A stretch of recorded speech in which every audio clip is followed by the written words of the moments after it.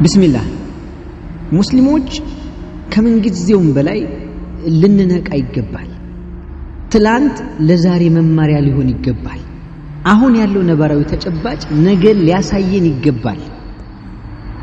እኔ በጣም ግርም ነው በየትኛውም ብሔር ውስጥ ያሉ ሙስሊም ብሔርተኞች ወይም የብሔር ፖለቲከኞች እንዳለ መናጆ ብቻ ናቸው። መናጆ በቃ ተለጣፊ አንድም ቦታ ስም ያለው እንኳን ተጽዕኖ ፈጣሪ እንኳን በዛው በፖለቲካው እንኳን ቀመር ስም ያለው ወጣ ብሎ ተጽዕኖ የሚፈጥር አካል የለም። ሙስሊሙ በተለይ እንትና ሰፈር ማለት ነው የራሳቸው የሆነ አስተማማኝ የሆነ ቁመና ያላቸው ሙስሊሞች የዝና ማማ ላይ የሚገኙትም በዚህ ረገድ የተለዩ አይደሉም። በብሔራቸው ውስጥ ከሌሎች የበለጠ ወይም የጎላ መስዋዕትነት ቢከፍሉ እንኳን ስኬታቸው ገደብ አለው። በእምነታቸው ብቻ እንዲሸማቀቁ ስማቸው ጎላ ብሎ እንዲወጣ አይታሰብም። ስማቸው ሙስሊም ከሆነ ሙሐመድ፣ ሰዒድ፣ አህመድ የሚባል ስም ካላቸው የሚሰሩት አሉበት ቦታ ላይ ተጽዕኖ ፈጣሪ እንኳን ቢሆኑ ስኬታቸው በገደብ ነው የሚያስቀምጡላቸው። ይህን ራሳቸውም ጠንቅቀው ያውቁታል። ለምን እንደሚወሽቁ አይገባኝ። ለዚያም ነው በብሔር አጋሮቻቸው በኩል ሙስሊሞች ላይ ጥቃት ሲሰነዘር በብሔር ተኮር ጉዳዮች ላይ እንደሚያደርጉት መረር አድርገው የማይነቅፉት። ይሽማቀቃሉ፣ ያፍሩበታል። ለምን እንደሆነ አይገባኝ። ለምሳሌ አክሱም፣ ጎንደር፣ ወለጋ ለዚህ ጥሩ ማሳያ ናቸው። ደፍረውና ገፍተው ጠንከር አድርገው ለምን ያሉለታ እንደ ብሔራቸው ለትግራይ፣ ለአማራ ወይም ለኦሮሞ ህዝብ አንድነት የማይጨነቁ የትግል ቅደም ተከተል የማይገባቸው አለፍ ሲልም ጽንፈኞች ተደርገው ይሳላሉ። ይሄን ስለሚፈሩት ክብራቸው እንዳይነካ ስማቸው እንዳይነሳ ተሸጉጠው ስማቸውን አጥፍተው ድምጻቸውን አጥፍተው እምነታቸውን ደብቀው ነው የሚኖሩት። ደፍረው እንኳን አልহামዱሊላህ ብለው ለመናገር እንኳን ይሳቀቃሉ። ሙስሊም ሆነው እግዚአብሔር ይመስገን ይለዋል። በዚህ ልክ የበታችነትን በዚህ ዘመን ባርነትን የሚለማመዱ በሽተኞች ናቸው ያሉት እኛ ውስጥ የተሸጉጡት። ከእንደዚህ አይነት የረከሰ የበታችነት መንፈስ ልትወጡ ይገባል።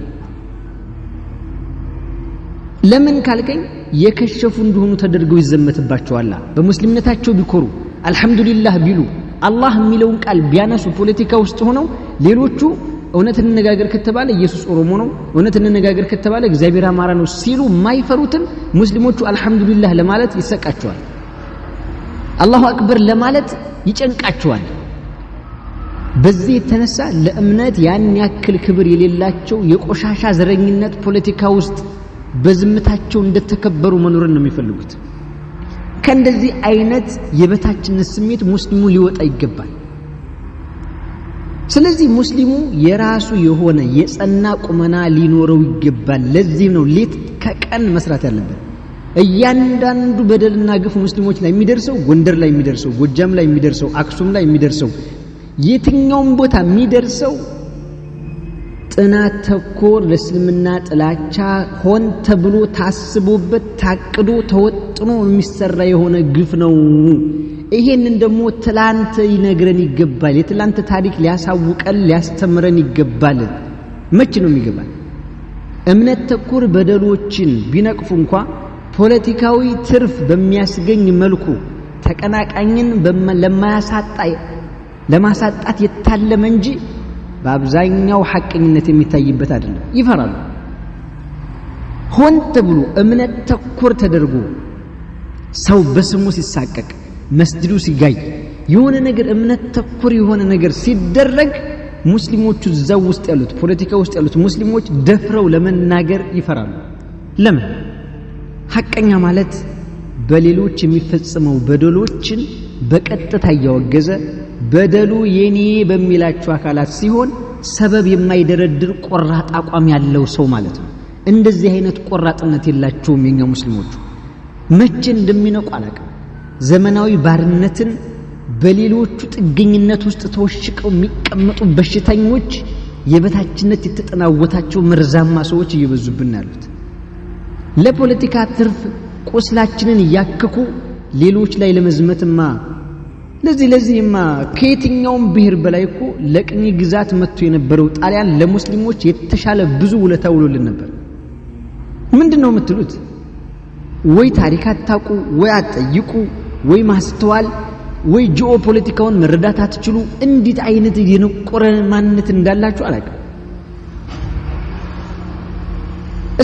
እስኪ አሁን የአክሱም ሙስሊሞችን ለማውገዝ ምንድነው መነሻ? እስኪ ነው አክሱም ላይ ያሉት ሙስሊሞች ለዘመናት ታሪክ የሚያውቃቸውን ህዝቦች እስካሁን ድረስ መስጂድ ሳይኖራቸው መቀበሪያ ሳይኖራቸው ስንት ኪሎ ሜትር ተሸክመው በዚህ ዘመን መከራ እያዩ ለነዛ ድምጽ ለመሆን ትሸማቀቃለህ።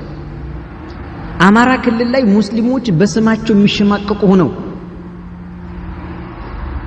ሀtta በፖለቲካቸው በዚህ በቆሸሸ ፖለቲካቸው ውስጥ እንኳን የሸዋ ፋኖ፣ የጎንደር ፋኖ፣ የጎጃም ፋኖ ብለው ወሎ ላይ ሲደርሱ አብዛኛው ሙስሊም ስለሆነ ቤት አማራ ይልሃል፣ ምስራቅ አማራ ይልሃል። ግን በግድ ህዝቡ አልቀበላቸው ሲል ወሎ ብሎ የሆነ ነው ይገድሉልሃል። እንደዚህ በዚህ ልክ የሚያንቀሸቅሻቸውን ሰዎች ለምንድን ነው የምትፈሯቸው? ስንቴ ነው የምትሞቱት? አረ ተደበቁ ወደዛ። እንዴት ሰው እንዴት አሞት እንዴት አይሰማውም? ሰው እንዴት ለምነቱ የሆነ ልዕልና እንዴት አይሰማውም? እንዴት የሞራል ከፍታ ያጣል? የትኛውም ቦታ የሚሰቃየው የሚፈናቀለው የሚሰደደው ሙስሊም ነው። እስልምና ከነገሰበት ለእስልምና ታሪክ ካለበት ቦታ ተፈናቅለው ተሰደው በመከራ በችግር በተጽዕኖ ስር ተሰደው በየትም ቦታ ያሉት በወለጋ የሚፈናቀለው ሙስሊም ነው። ጉራ ፈርዳ የሚገደለው ሙስሊም ነው። የትኛውም ቦታ አገሪቱ ላይ 90% በሚባል ደረጃ የሚፈናቀለው የሚሰደደው የሚሰቃየው መከራ የሚያየው ሙስሊም ነው። ደፍሮ ግን ይህን መናገር የሚፈልግ የሆነ አካል የለም። ሁሌ ጥገኛ እንደሆናችሁ ሁሌ አያማችሁም፣ እንደ ትንሽ እንደው አይሰማችሁም። እነሱ በፖለቲካ ሸፍጥ ሸብበው ያጼውን ስርዓት ነው የሚግቱ። ያኛው አጼ ቴዎድሮስን እከተላለሁ ይላል፣ ይሄኛው አጼ ዮሐንስን ታሪክ ደግማለሁ ይላል። ቦሩ ላይ እንኳን እንደዛ እንኳን ደም የፈሰሰበት ቦታ ላይ አንድ እንኳን ተቋም እንኳን የሌለን ህዝቦች ንገሩኝ ባይ ተደበቁ። ወደዛ ኑረዲን ኢብኑ አልዓረቢ